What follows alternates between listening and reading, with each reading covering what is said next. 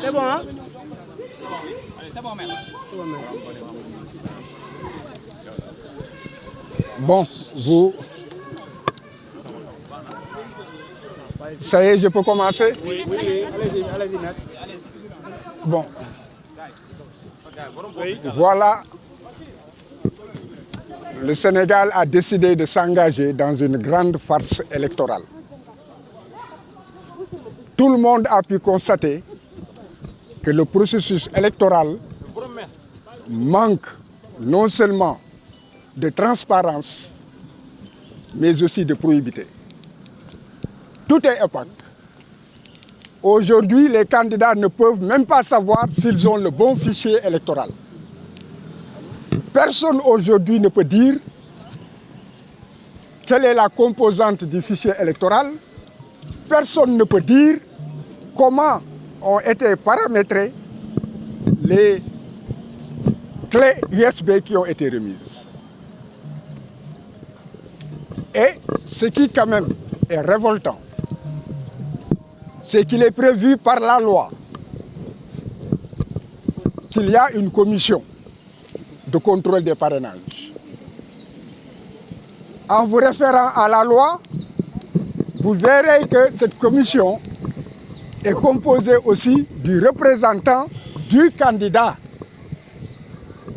Et c'est cette commission qui procède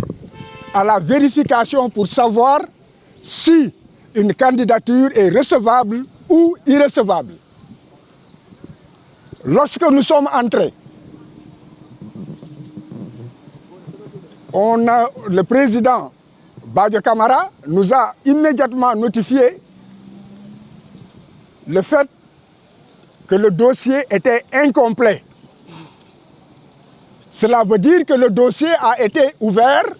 et exploité en l'absence du mandataire et représentant de Ousmane Sonko, ce qui est une violation flagrante de la loi. On lui a posé la question de savoir si le dossier est incomplet. Qu'est-ce qui pourrait être incomplet? Et la réponse a été que les dossiers ont été reçus, les courriers qui les accompagnaient et les pièces annexées étaient aussi reçus, vérifiés par la commission qui a conclu en ce qu'il manquait en fait une pièce, qu'elle était incomplète. Et après, tout est refusé, que le reste nous sera notifié par écrit en temps opportun. Vous ne m'avez pas écouté. Quand je lui ai posé la question, la réponse a été que tous les courriers et tous les documents qui ont été déposés ont été reçus et exploités par la commission, qui a donc décidé que le dossier était incomplet. Or, cette commission a donc été dans une composition irrégulière parce que la loi prévoit que tout cela, cette vérification, devait se faire en présence du candidat ou du mandataire ou du représentant du mandataire. Donc il est clair que la cascade de violations de la loi ne s'arrête pas et qu'il y a une volonté d'aller vers des élections qui, dès le départ, manquent de transparence et qui, en tout état de cause, ne reflèteront pas la volonté de la nation. Et la communauté nationale et internationale qui m'écoute peut vérifier les dispositions de la loi et elle pourra voir que la commission ne peut pas siéger valablement si, en fait, le représentant du candidat n'est pas, en fait, présent. C'est la raison pour laquelle je pense que l'opinion publique nationale et internationale retiendra que c'est une farce électorale qui a été organisée et qui continue d'être organisée. Ce que nous comptons faire, nous le savons, nous ferons les recours prévus par la loi, nous resterons dans la légalité, mais dans tout état de cause, la souveraineté populaire s'exprimera. Je vous remercie.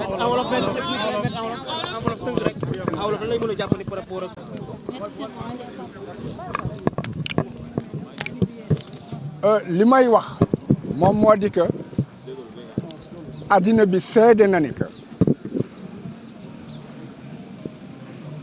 maanaam élection yu ñuy wax du ay élection ay farce la farce nag xaw ma nuñ koy waxee ci wolof ngeen baal ma ay tappale la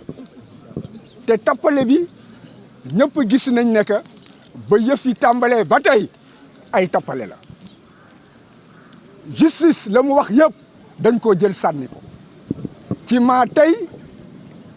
ak doole la ñu wéy matt ne ko Ousmane Sonko du bokk ci candidat yi mu neex ko mu naqari ko mu neex ña ànd ak moom mu naqari leen mu neex réew mi mu naqari réew mi mu neex addina bi mu naqari addina bi ci loolu la ñuy wéy léegi nag ci kaw complot boobu sunu dossier fexe nañu ba dugal ko bañ ko dugal li da leen bett bañ ko yëgee dañoo déterlu léegi nag tey la ñu waroon xool ndax sunu parrainage jaar na yoon sunu parrainage député la donc day jàll fexe yi moom moo di que ba ñu accès dañ ñu nekk seen dossier motul te récépissé yeeg yëpp yor nañ ko dañ ko teg ci li yoon wax teg ko ci ñoom conseil constitutionnel ci dogal yi ñu génnee nekk bu fekkee ne que lii ak lii am na lii ak lii lay wéy la nga xam ne loolu lañ ne loolooy wéy loolu yëpp jot nañ ko ba ñu dikkee toog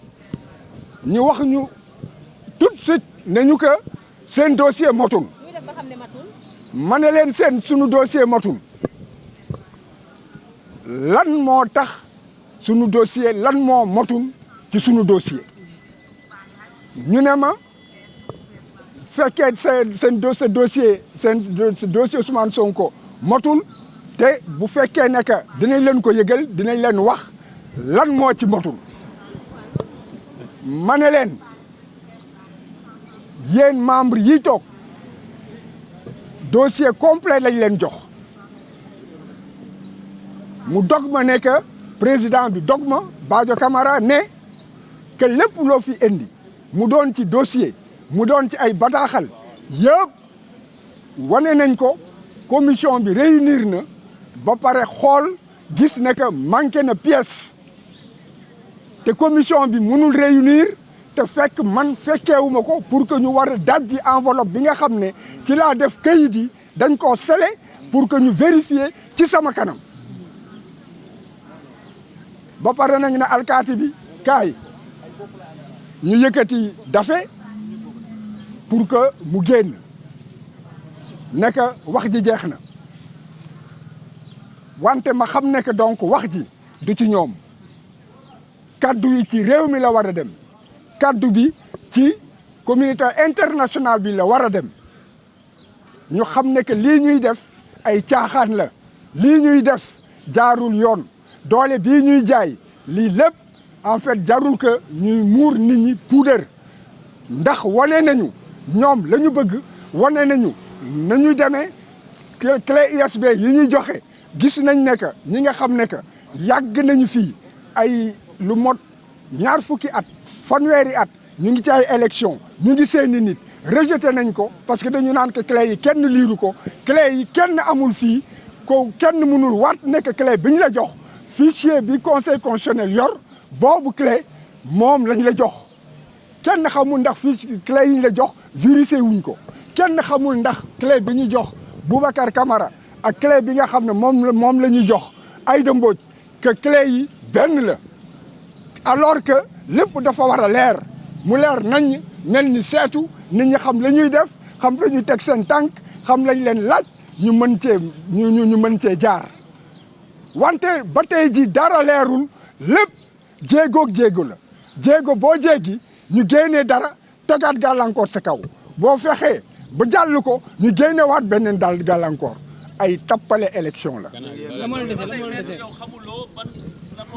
nee nañ duñ ko wax alors que la manqué sama dossier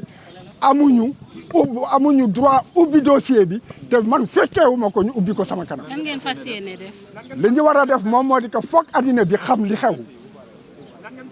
doole ba ñuy jaay te xam ne que loolu dañ ko fas yéene continuer loolu